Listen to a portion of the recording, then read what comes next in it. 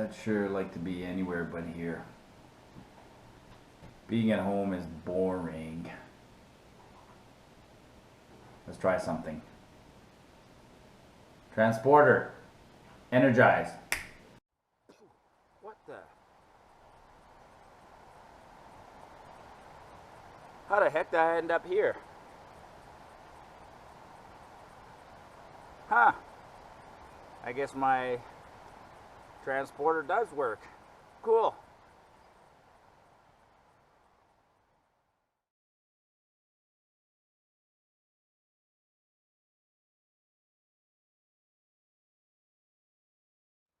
I ended up switching sides. Actually, my head was a little bit too low the other way, so I put my I woke up and then I flipped around and my head was at the other end, which made a huge difference. You've heard me talk about the barbecue roll in the past. Well, I did it about 3 times, and I actually slept on my stomach, so I was doing complete rolls. Usually in the winter it's like left, back, right, back, left, back, right. Whereas this time I was doing a complete roll, and the reason I can sleep on my stomach now is because I had my hands outside the sleeping bag and under my head, so it was a very pleasant sleep. Let's see, yeah, on the outside, the tent's dry. Like there's no condensation whatsoever inside the tent.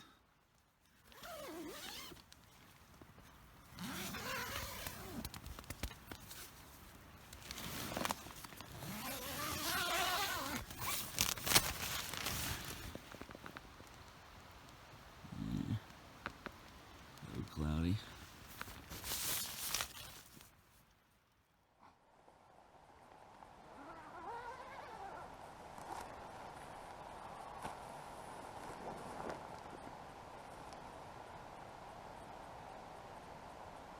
Blue sky.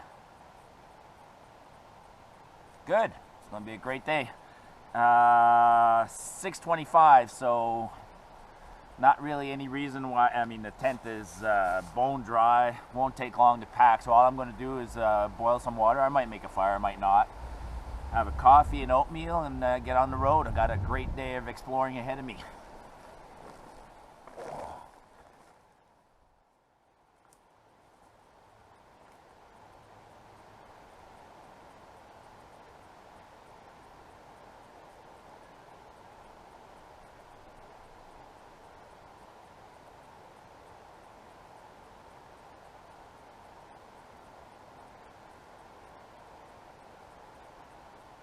You want to make sure that there is no knots or nothing in the end, and pull it all the way down so nothing can get tangled. There.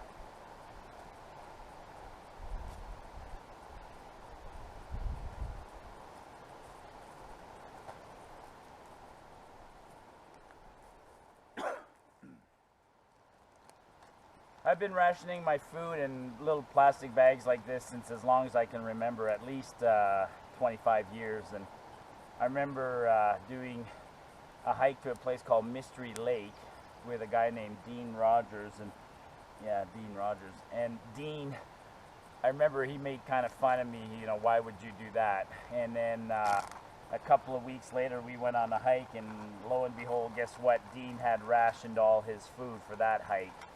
And so I guess, what's the expression, when somebody copies you, being a case of flattery or something, I can't remember. Anyways, Mama had some nice flavored hot chocolates today, so I grabbed one of those and then one of these unflavored Nabob coffees.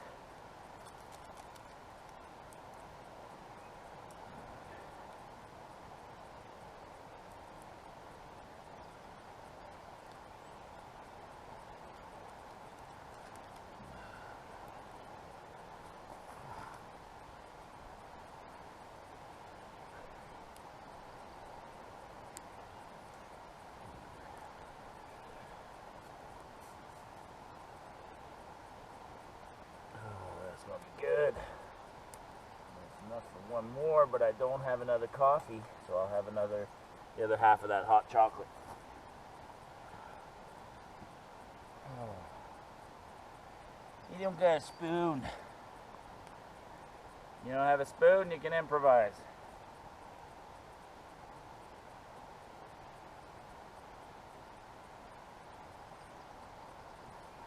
Cheers, people.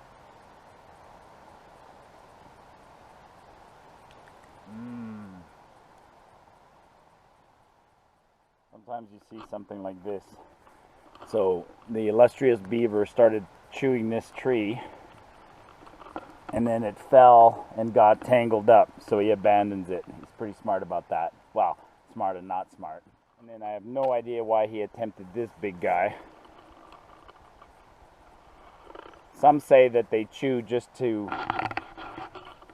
Some people say that their teeth of the beavers keep growing, so they'll chew a tree no matter what, just to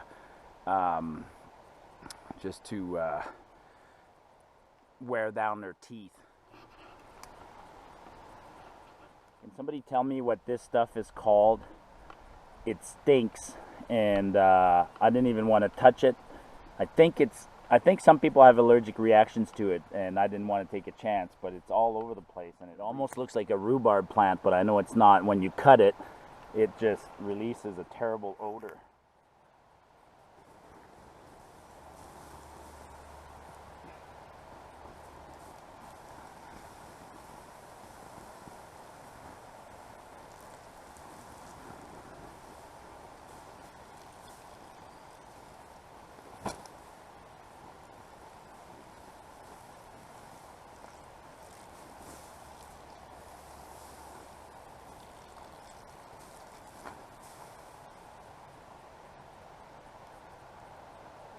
Give it a second or two, and I'll go get another bottle and finish it off. If you look carefully, I only came down this path once today, and you can see my path in the grass. You can see even which direction I'm traveling mostly, because you can see the plants have been laid out that way. All right, that was where my tent was. Left a few logs leaning this way, so if it rains they won't get soaked and they'll stay relatively dry. Camp ring has been fixed, fire's put out, weeds have been cut, dead branches that could protrude have been fixed. I cut this and that, things that you could sit on and hurt yourself. So always leave the camp better than you found it. So when somebody comes here, this will be a nice camp for whoever shows up. I got my boots around my neck because I know that the first, 300 yards from here, I got to cross the creek. So might as well just walk over there in my Crocs and be ready. I'll cross the creek, fill up with some water for the next part of the journey. Although I'm following a creek, I shouldn't have any shortage of water, but definitely by the time I start climbing that wall, climbing is tiring and I'll want water. But I don't think there'll be any dry spots today, arid where there's no water. I'm pretty sure I'll have no problem finding water all day. 8:17, June 23rd. Good start.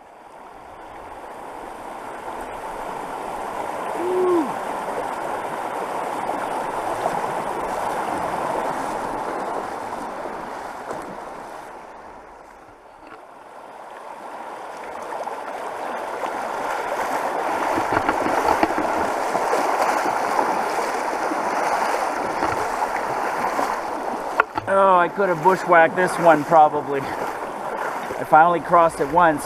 That's not bad. Oh,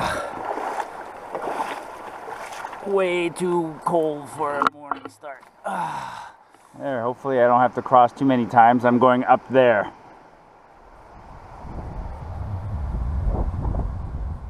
I'm gonna walk in my Crocs just a little bit longer. See how many times I gotta cross this creek or this.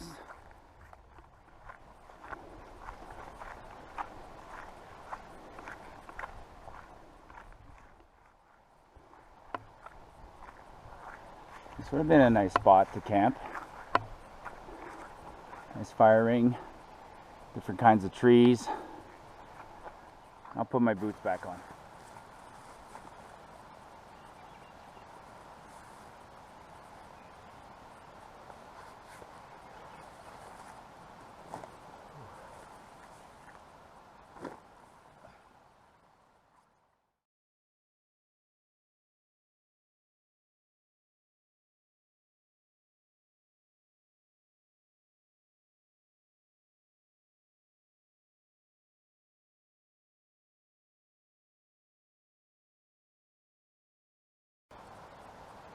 Tyson, by the way, I should have said something yesterday, but when I crossed the creek and I got these pants soaking wet, they were dry within like 15 minutes, no problem.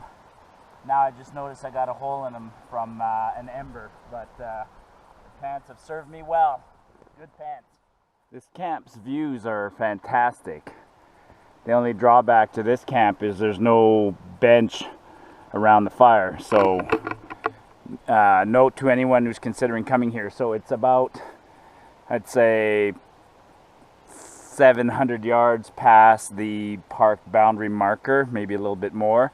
And if you're going to come here, bring a chair. Traveling through willows like this when it's wet in the morning early, you get soaking wet, but luckily they're bone dry today.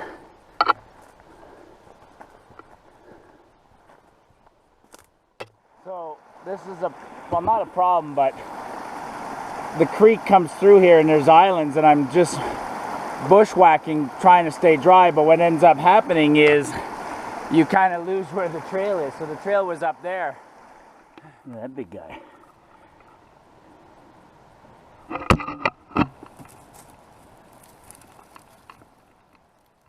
few seconds later, here's another one.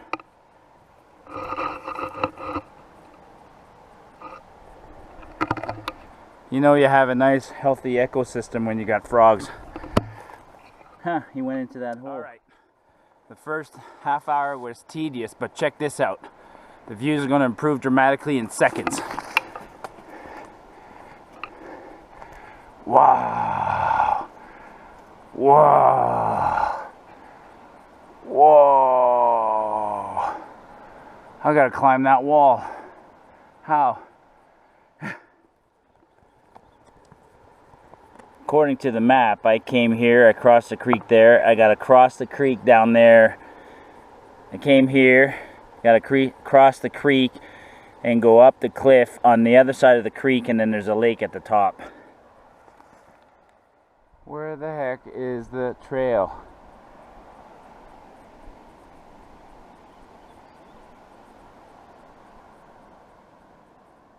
So I've pointed out before, when you see something like this, that's because lots of people have stepped on this. That looks like a footprint. And there's a trail right there. Faint. See it? There. We're on a trail. Actually, I've re-intersected the trail right here formally. I don't mind bushwhacking, but I much prefer when I find something that's a defined trail.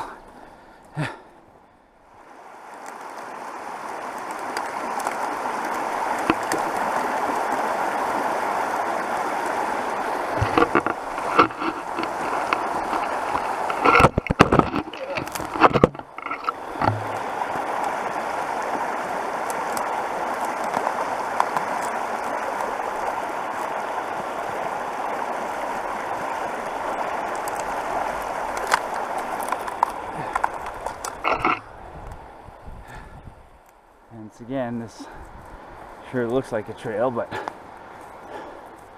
very faint. I was over there. I'm gonna go straight up here and then cut across.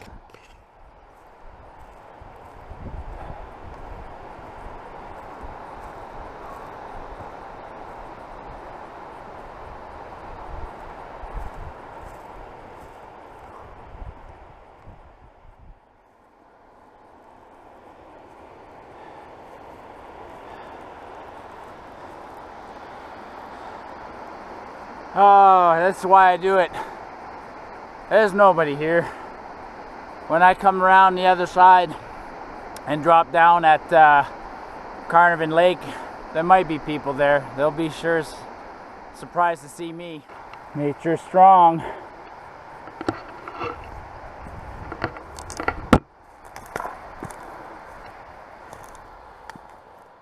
I bushwhacked from there up this steep hill, and look at what I found.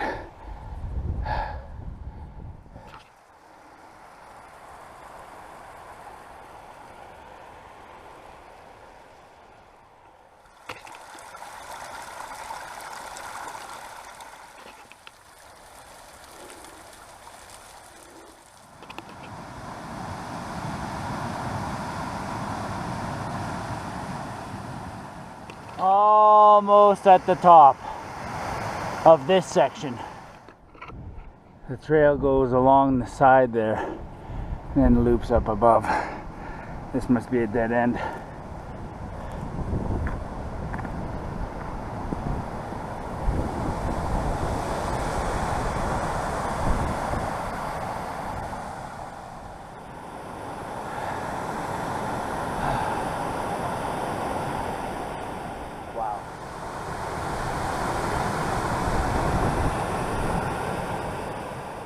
Too solid, I could slip down, so I'm actually going to go back down and climb up there, not taking a chance.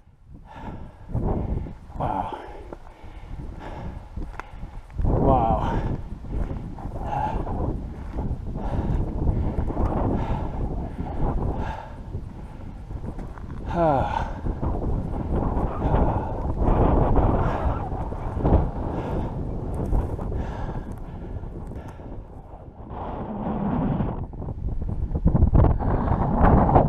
Flowers. Let's camp down there.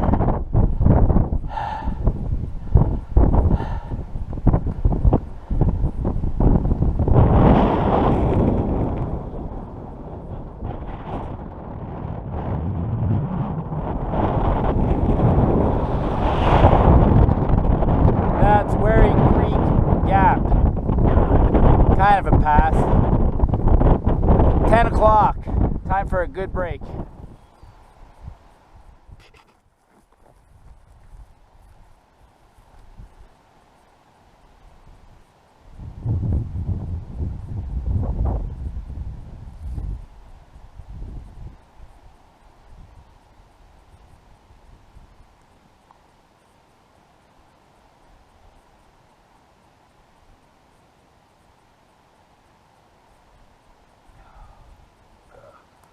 Hadn't had water all morning.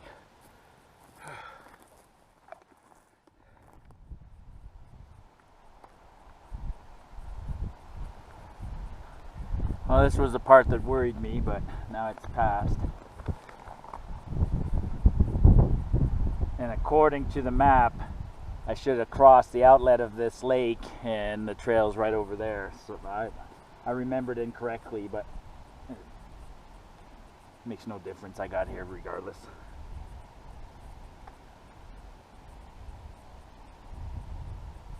Ooh.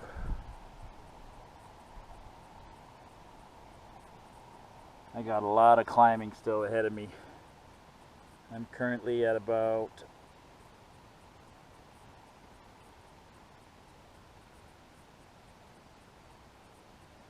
2,000 meters. I got another 600-700 meters of climbing. Weird to describe, but I'm sitting here now and it's peaceful. They're very quiet, and the thoughts are out of my head. I'm thinking about the fact that the nearest human being's probably at the parking lot, 12 kilometers that way, or maybe at Carnarvon Lake. It's 8-9 that way. But for the last hour while I was climbing, it was like chaotic in my head. There was, looking back on it, felt like it was noisy. There was the waterfall, but my brain was constantly working, thinking about where I was going, and perhaps dreading this part, the part that I just did. So it was really, it's weird to describe, but it felt like looking back, like my brain was very noisy, and now it's very quiet again. But the noise will start again as I start climbing. So, pretty sure that's where I'm going, to the top of that thing, and then I'm going to come back down after. Here's the trail. Somebody had something there. Somebody was here this year. This is cut, but it was cut when it was green. Wow. This place just doesn't stop. Amazing. Wow.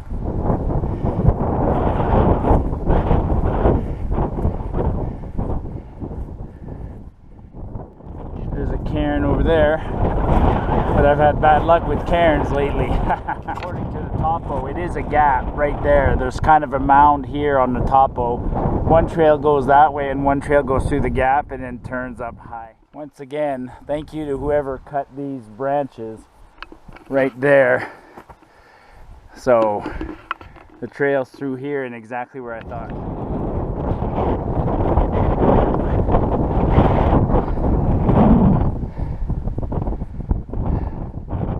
That's why it's called a gap. Nice.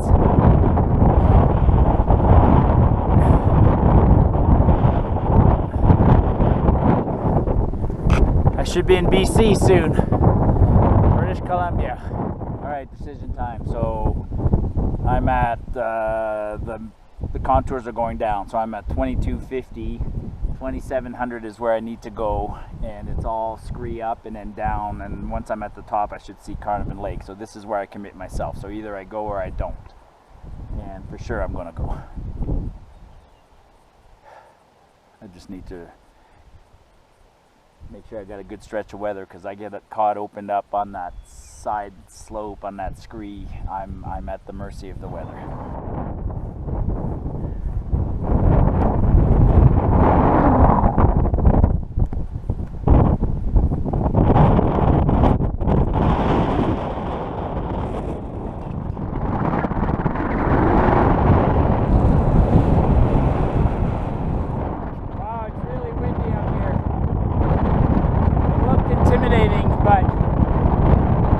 Wider and bigger than you imagine, and as you climb it slowly, you're just taking one step. Looks a lot less intimidating like that.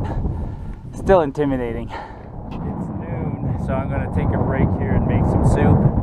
And I got snow over there that I can melt. I don't have a lot of water here. Look at that, I'm like way on top of a mountain. And right in the rock is a fossil. Anybody knows exactly what those are, let me know. So the fact that we find fossils, look at where I am, and there's fossils here. And that's a seashell, like a mussel. And so this was once the bottom of an ocean that's been pushed up. I mean, you know, this was thousands, this ocean bottom is now, that's 7,000 feet above sea level. So it just shows the forces of nature and what change means, climate change, all sorts of things. I mean, the wind patterns, global wind patterns are affected by these mountains, and these mountains are constantly moving, and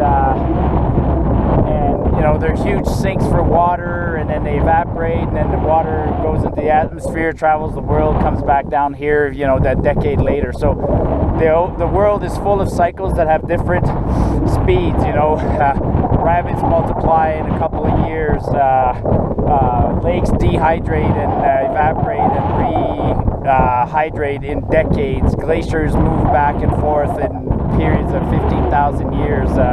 Carbon is trapped and released, sulfur is trapped and released. The sulfur cycle is extremely slow. So, and all these things have different cycles. So you have things with 10-year cycles, 5-year cycles, 20,000 year cycle, 100,000 year cycle, magnetic field changes in the earth and things like that. I mean, I was looking at the map, and the map that I'm using says right there that the magnetic north is set in 2013 and changes by 12 minutes every year. Well, holy, that's a 10-year-old map, so I'm off by a degree, that's a lot. Now, watch this.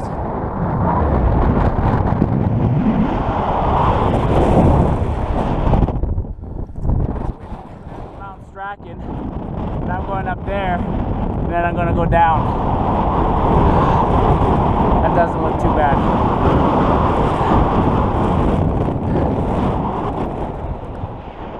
By the way, this is officially the Continental Divide, the Great Divide. So these waters are going to Alberta and down to the Gulf of Mexico or Hudson's Bay, and these waters are going to the Pacific.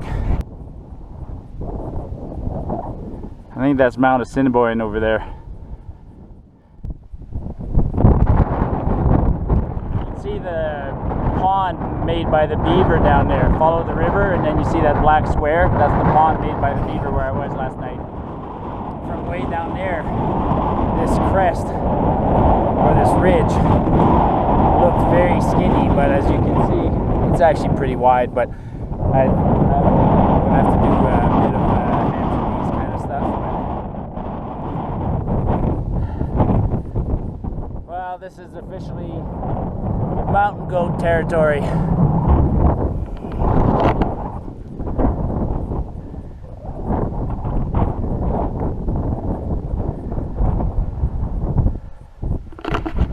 Hope you guys love this one.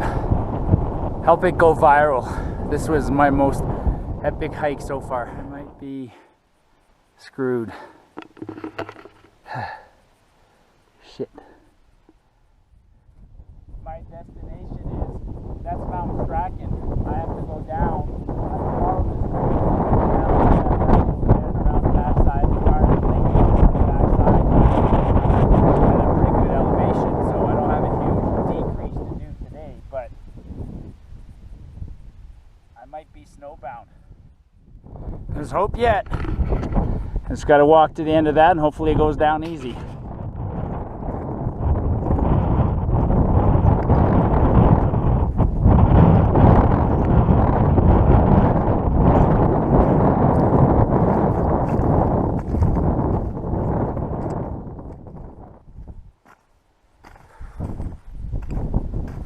My heart's racing a little bit. I don't know if it's because I'm nervous about the heights or I'm just hoping that I get a way down without having to backtrack.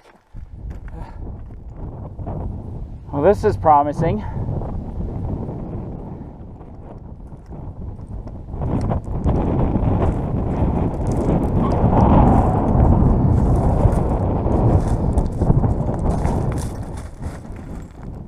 It's actually going better than I expected. I'm halfway down.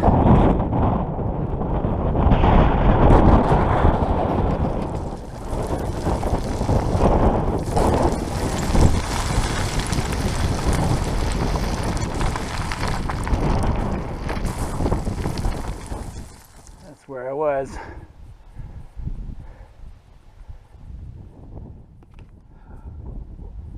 Oh my God, I just got off that scree slope. There's no way, well, I should never say no way, but anybody who wants to do this, do not attempt it clockwise. It has to be counterclockwise. Climbing this would be grueling. Absolutely, absolutely grueling. My knees are sore, but I'm on grass now, and my next priority is I just want to find that creek down there and get me a big bottle of water. Wow, what an accomplishment. That was amazing. Totally amazing. So the lake is on the other side. I remember from the lake staring at that cliff there. So, and rather than go through the trees, first I've got to go to the creek and get some water. Then I'm going to go up, around, and down.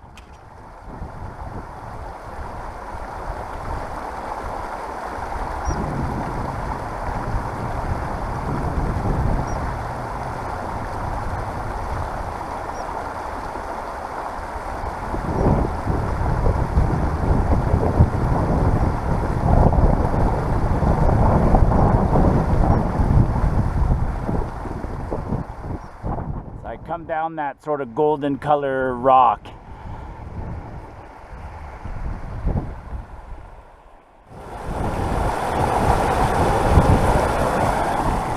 Well, that's a bit of an obstacle.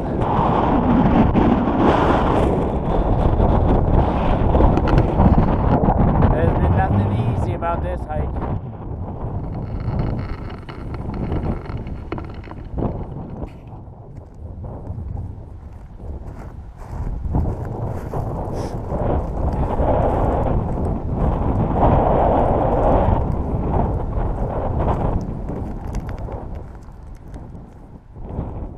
I've never seen a landscape like this one. This one's pretty cool.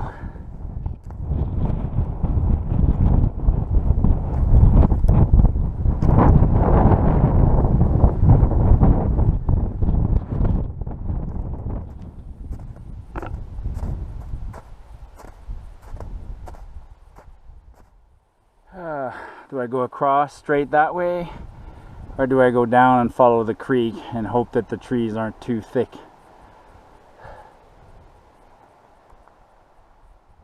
Through the trees.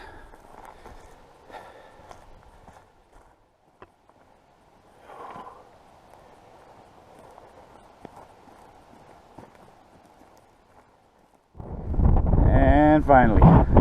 Well, that was a cool traverse, and now it's kind of like being back in civilization. There's a ton of people here. There's probably 3 groups at the campsite, so we'll find a spot. But shit, I got here just in time. Feel the rain, feel the love. Looks like I'll be eating under the awning tonight. It's gonna rain and get ugly. Oh, I'm just relaxing in my tent. It's not even 5 o'clock, but I mean, today was badass. Like, I don't, that's all I can say. Today was badass. Like, I climbed up to 2,840 meters to summit Mount Muir, and then came down on the other side. It was completely bonkers. Like, to look at it from the gap, it looks so intimidating, but it's one of those things, you just take it one step at a time, and you know, one false summit after another. And then when I got to the summit, I saw all that snow. Oh my God. I thought, oh, I don't want to go back down this. Not that I didn't want to go down, I didn't want to backtrack. And I was so relieved to find, well, to look at the map and to realize that all I had to do was follow that ridge south and then go down. And then the bushwhacking, the scenery was just changing every half hour. And then when I made that decision to cut through the trees at the end and then to come down by the creek and to hear voices, that's crazy. And then I get here to this lake and there's like 3 groups. So anyways, I'm just going to relax a bit, stretch my legs, take some Advil, and then later on I'll go say hi to the neighbors and make supper.